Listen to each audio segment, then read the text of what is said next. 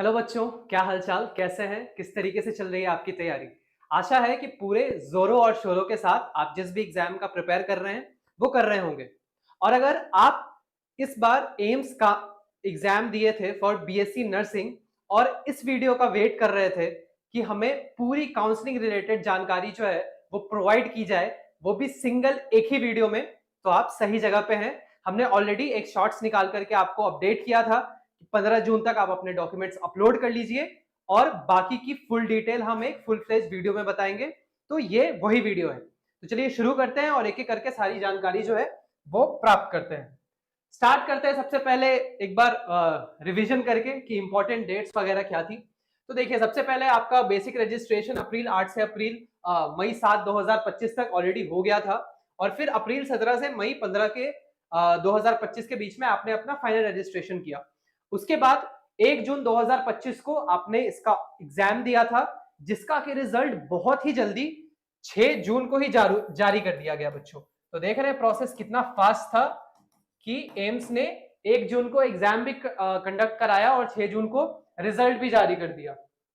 अगर exam pattern देखें तो सीबीटी मोड में था, 2 घंटे का टेस्ट था, 100 एमसीक्यूज थे पीसीबी प्लस जीके के और मार्किंग स्कीम +1 करेक्ट होने पे और -1/3 इनकरेक्ट होने पे थी। ठीक है, तो ये तो हो गई बेसिक सी जानकारी जो कि आपने ऑलरेडी अभी तक कवर कर ही लिया, आपने एग्जाम वगैरह दे ही लिया है। ये उन लोगों के लिए थी जानकारी जिनको कि बीएससी नर्सिंग के बारे में उतनी आइडिया नहीं है कि वो एम्स से करे कैसे, तो क्या कुछ एग्जाम पैटर्न वगैरह रहता है वो हमने देख लिया। अब मेरिट लिस्ट के बारे में कुछ जानकारी ले तो देखिए बच्चों, ऑलमोस्ट अराउंड 1 लाख से भी ज्यादा बच्चों ने इस एग्जाम को अपीयर किया, जिसमें से 20 से 25 हजार के बीच में बच्चे जो हैं उनका नाम फाइनल मेरिट लिस्ट में आया है। तो अगर आपका नाम मेरिट लिस्ट में है तो आप लगभग 20 से 25% वाले बच्चों की लिस्ट में आते हैं कि 1 लाख बच्चों में से आप वो गिने चुने बच्चे हैं जिनका के नाम फाइनल मेरिट लिस्ट में आया है। ठीक है, अगर हम कुछ क्राइटेरिया की बात करें कि मेरिट लिस्ट में आया कैसे जाता है, तो अगर आप अनरिजर्व्ड या ईडब्ल्यूएस कैंडिडेट हैं तो आपको टोटल मार्क्स में से 50% जो है वो स्कोर करना होगा, तो आपका मेरिट लिस्ट में नाम आ जाएगा। ओबीसी से है तो 45%, वहीं एससी एसटी से है तो 40% का क्राइटेरिया रहता है बच्चों। सीट रिजर्वेशन देखें तो सीट रिजर्वेशन भी है, बिल्कुल है। अगर आप अनरिजर्व कैटेगरी से हैं तो 27.5% आपके लिए जो है सीट्स रिजर्व है। अगर आप ओबीसी से हैं तो 27% आपके लिए रिजर्व है। वही आप एससी से हैं तो 15%, एसटी हैं तो 7.5%, और वैसे ही ईडब्ल्यूएस और पीडब्ल्यूडी के लिए भी है एज पर रूल्स। आपको अगर इन डिटेल्ड इस पे इंफॉर्मेशन चाहिए तो आप एक बार पोर्टल विजिट कर लीजिए, वहां पे सारी जानकारी जो है वो ऑलरेडी प्रोवाइडेड है। अब हम काउंसलिंग के बारे में जानते हैं कि काउंसलिंग का कैसा क्या प्रोसेस रहेगा। ठीक है, तो सबसे पहले क्या करना रहता है, रजिस्ट्रेशन एंड चॉइस फिलिंग जो कि ऑनलाइन होगी, बट इसके पहले का प्रोसेस है जो कि अभी ऑलरेडी चल रहा है। तो आइए एक एक करके सारी जानकारी लेते हैं। देखिए, 1 जून को आपका एग्जाम होता है, ठीक है, फिर 6 जून को आपका मेरिट लिस्ट जो है वो जारी कर दिया जाता है, राइट। उसके बाद क्या है कि 15 जून तक आपको आपका जो भी कैटेगरी था उसका सर्टिफिकेट अपलोड करना था पोर्टल पे। अगर आपने अभी तक पोर्टल पे अपलोड नहीं किया है अपना वैलिड कैटेगरी सर्टिफिकेट और डेट बची हुई है तो फटाफट से जाकर के पहले उस काम को निपटाइए।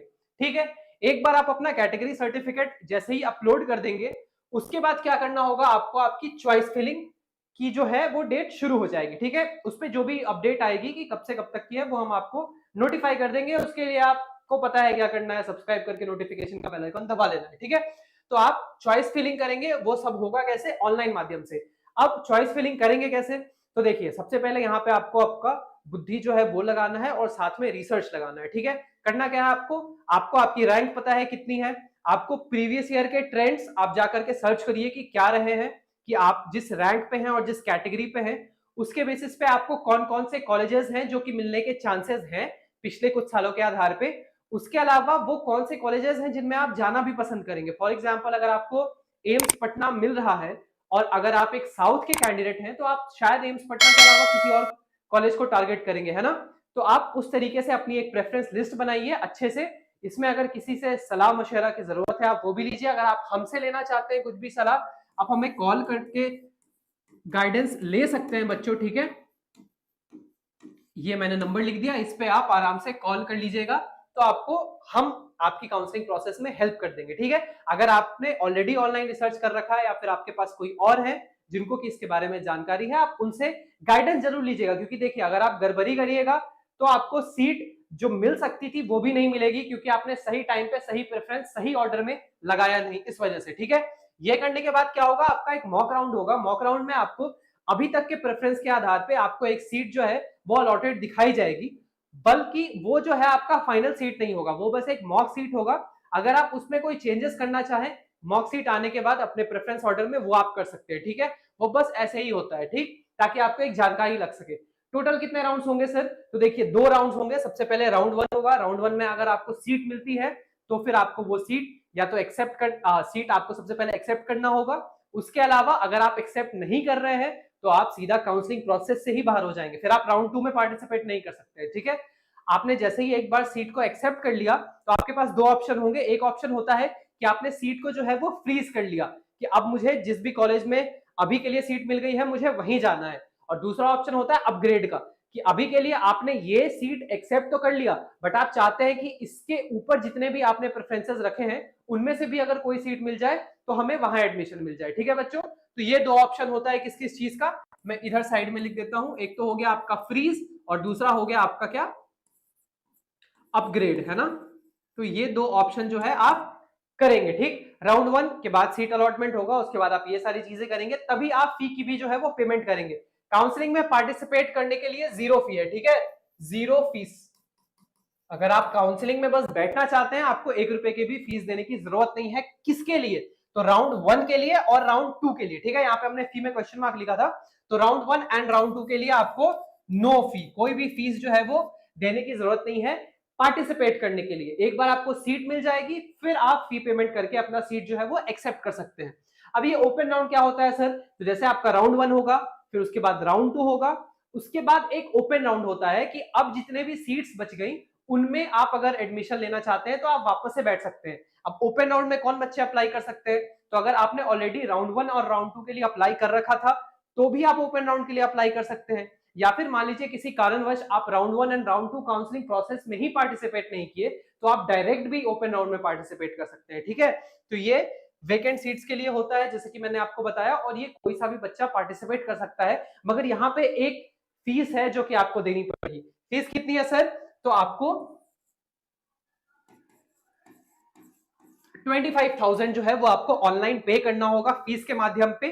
अगर मान लीजिए ओपन राउंड में आपने पार्टिसिपेट किया 25,000 रुपए फीस दे करके, अगर आपको सीट मिल गई तो ये जो 25,000 है वो आपके कॉलेज के फीस से मैनेज हो जाएगा। ठीक है, लेकिन मान लीजिए अगर हमको सीट ओपन राउंड में पार्टिसिपेट करने के बाद भी नहीं मिलती है तो क्या सर मेरे 25,000 रुपए डूब जाएंगे? बिल्कुल भी नहीं, कोई घबराने की चिंता करने की जरूरत है नहीं। 25,000 जो है वो आपको वापस कर दिए जाएंगे ऑनलाइन माध्यम से ही, कुछ समय लगेगा बट वो वापस हो जाएगा। ठीक है, तो आपको एक बार वापस से रिवाइज करा दे। राउंड 1 राउंड 2 होगा जिसमें कि पार्टिसिपेट करने के लिए आपको 1 रुपए भी देने की जरूरत नहीं है, और जो ओपन राउंड है वो सारे बच्चों के लिए है, चाहे वो राउंड 1 राउंड 2 में बैठे थे तो भी वो जा सकते हैं, अगर वो नहीं बैठे थे तो भी जा सकते हैं, अगर उनको अभी तक कोई भी सीट मिली नहीं है।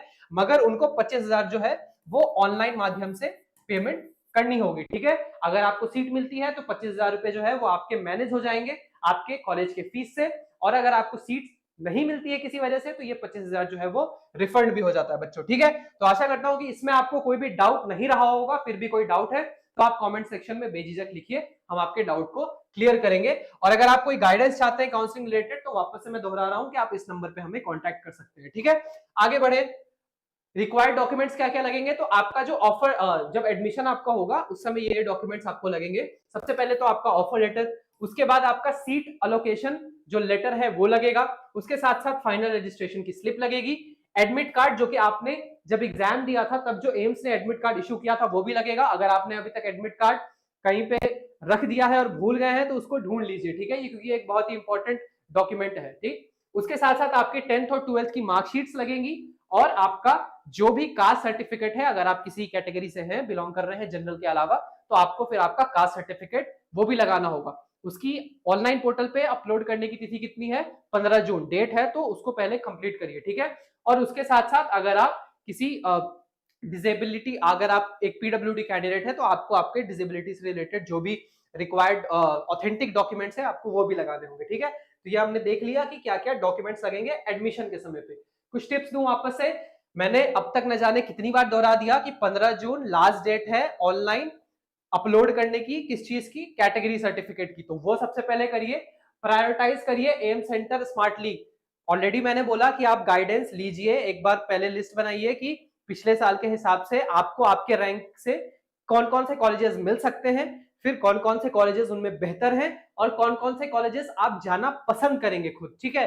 तो उसकी एक लिस्ट बनाइए, प्रेफरेंस ऑर्डर, और बहुत ही स्मार्टली उस चीज का चॉइस करिएगा। गाइडेंस जरूर लीजिए, जिनको जानकारी है वो आपकी मदद करेंगे, तो आप एक बेहतर एम्स में पहुंचेंगे और वहां से बेहतर जगह पे जाकर के आप फाइनली नौकरी करेंगे, ठीक है। उसके साथ साथ जो मॉक राउंड है उसके फीडबैक को भी अच्छे से लीजिएगा। आपने जो प्रेफरेंस भरा है उसके बाद मॉक राउंड में जो आपको सीट मिलेगी उसको स्मार्टली देखिएगा कि आपको जो जिस सीट के लिए आप टारगेट कर रहे हैं वो आपको मिल रहा है कि नहीं। अगर नहीं मिल रहा है तो अपने प्रेफरेंसेस को चेंज करिए, ठीक है। और secure early round seat if good. अगर आपको मान लीजिए फर्स्ट राउंड में एक अच्छी सीट मिल गई है तो बेहतर है कि उसको आप फ्रीज करके अपने पास रख लें। मगर मान लीजिए आपके प्रेफरेंस में कुछ और कॉलेजेस हैं ऊपर जो कि आप चाहते हैं कि उनमें से किसी में मिल जाए तो और भी बेहतर होगा, तो आप फिर अपग्रेड का ऑप्शन जो है वो चूज करिएगा, ठीक है। मगर छोड़िएगा नहीं, अगर आप एक बार भी सीट को छोड़ देते हैं फिर आप कहीं के नहीं रहेंगे, ठीक है। अगर आप सीट एक्सेप्ट ही नहीं करेंगे तो आप सीधा काउंसलिंग प्रोसेस से ही बाहर हो जाएंगे, ठीक है बच्चों। तो ये था आज के इस वीडियो में जो कि हमने आपको बताया कि एम्स काउंसलिंग बीएससी नर्सिंग के लिए किस तरीके से क्या क्या चीजें हैं जो कि ध्यान में रखनी चाहिए किसी बच्चे को, और किन किन जानकारियों का ख्याल रखना चाहिए, ठीक है। आपके अगर कोई भी क्वेश्चंस हो, डाउट्स हो, उसको कमेंट सेक्शन में लिखिए। काउंसलिंग रिलेटेड गाइडेंस कुछ भी चाहिए, नंबर लिखा हुआ है 8565054321, उस पर आप कॉल करके जानकारी प्राप्त कर सकते हैं। आप हमसे किसी भी तरीके से सोशल मीडिया पे जुड़ना चाहते हैं, ये हमारे सारे लिंक्स यहाँ पे अटैच्ड है, डिस्क्रिप्शन में भी आपको मिल जाएगा। उसके साथ साथ हमारे चैनल को सब्सक्राइब करिए, नोटिफिकेशन के बेल आइकॉन को फटाक से दबा दीजिए, क्योंकि इससे रिलेटेड काउंसलिंग प्रोसेस में जब जब भी जो अपडेट्स आएगी वो हम उधर ही साझा आपके साथ करते रहेंगे, ठीक है। सेशन पसंद आया तो उसको लाइक करिए, शेयर करिए, पहुंचाइए। अगर आप एक स्टूडेंट है तो अपने गार्जियन तक पहुंचाइए, अगर आप गार्जियन है तो अपने जिस भी बच्चे जो अप्लाई करेंगे उन तक पहुंचाइए, या फिर वो लोग जो टारगेट कर रहे हैं बीएससी नर्सिंग को करने के लिए एम से, तो उन तक भी ये वीडियोस पहुंचाइए, ताकि सबके पास ये जानकारी जो है, सही जानकारी, वो भी एक ही वीडियो में एक ही जगह पे मिल जाए। उसके लिए शेयर अच्छे से करिए प्रॉपर्ली। और जैसा कि मैंने आपको बताया, जो भी आपकी डाउट्स या फिर क्वेरीज या फिर सजेशन कुछ भी है उसको आप कमेंट करके हमें कमेंट सेक्शन में बताइए, ठीक है। तो आज की वीडियो में बस इतना ही था। अगर आप में से कोई बच्चा ऐसा है जिसको कि बीएससी नर्सिंग कोर्स के बारे में ही जानकारी नहीं है, या फिर और भी ज्यादा जानकारी चाहते हैं कि बीएससी नर्सिंग क्या है, एएनएम क्या है, जीएनएम क्या है, उससे रिलेटेड एक वीडियो हमने ऑलरेडी डाल रखा है अपने यूट्यूब चैनल पे, उसको जाकर के आप विजिट करिए। और एम्स काउंसलिंग जो अगर आप पार्टिसिपेट कर रहे हैं तो उसमें बहुत ही स्मार्टली अपने प्रेफरेंसेस भरिए और टाइम का बहुत ही जरूरी से ख्याल रखिए, ठीक है। आप अगर कहीं भी लेट होंगे तो फिर आपको लेने के देने पड़ जाएंगे, ठीक है। तो आज की इस वीडियो में इतना ही था। ऑल द बेस्ट बच्चों।